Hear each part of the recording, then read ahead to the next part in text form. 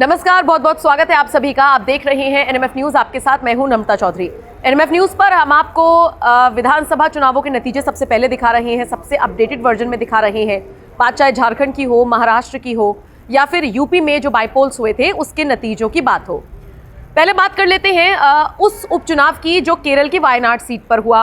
प्रियंका गांधी को गांधी परिवार ने आगे किया और प्रियंका गांधी जीतती हुई भी नजर आ रही हैं, और बहुत छोटे मोटे मार्जिन से नहीं, बहुत बड़े मार्जिन से प्रियंका गांधी ने बढ़त भी बनाई और लगभग जीत भी उन्होंने हासिल कर ली है।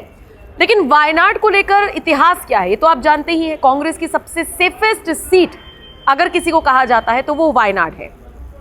हालांकि इन चुनावों में जब राहुल गांधी यूपी की भी सीट से जीत गए, वायनाड से भी जीते हुए थे, तो उन्होंने यूपी की सीट को प्रेफर कर लिया और उसके बाद वायनाड को छोड़ने का फैसला किया। लेकिन वायनाड की जनता को अभी भी उम्मीद थी कि कांग्रेस की तरफ से गांधी परिवार से कोई आएगा। वही हुआ, भाई को रिप्लेस करके बहन आगे आ गई, यानी कि प्रियंका गांधी को चुनावी मैदान में उतार दिया गया। वायनाड से प्रियंका गांधी का ऑफिशियल राजनीतिक डेब्यू भी हो गया और प्रियंका गांधी ने इस सीट से अपनी जीत भी दर्ज कर ली। हालांकि प्रियंका गांधी के सामने बीजेपी ने नव्या हरिदास को मैदान में उतारा था। नव्या हरिदास हार गई। अब नव्या हरिदास के हारने का कारण क्या रहा? सबसे बड़ा कारण जानते हैं क्या रहा?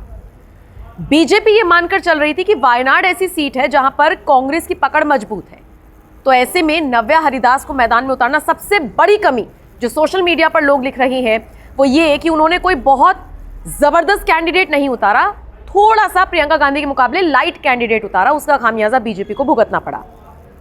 दूसरी बात, अगर आपने नव्या हरिदास को मैदान में उतारी दिया तो उनके नामांकन से लेकर उनके चुनाव प्रचार के लिए कौन से बड़े नेता ने हुंकार भरी ये भी बता दीजिए। या तो आप पहले मानकर बैठ गए थे कि भाई प्रियंका गांधी है, वायनाड से जीत जाएंगी। ये नव्या हरिदास के हार का और कह लीजिए मेजर हार का बहुत बड़ा कारण बना।